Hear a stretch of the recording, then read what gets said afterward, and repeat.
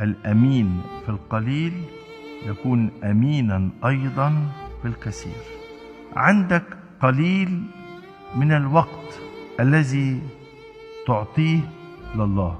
انت متعود انه كل يوم تقعد مع إلهك نص ساعة، ده القليل، بس من فضلك كن أمين فيها. حينما يجد الله أمانتك فأنك في هذا القليل مواظب عليه يقيمك على الكثير. ما هو الكثير؟ يعطيك اشتياقات أن تجلس معه أكثر من ساعة وساعتين.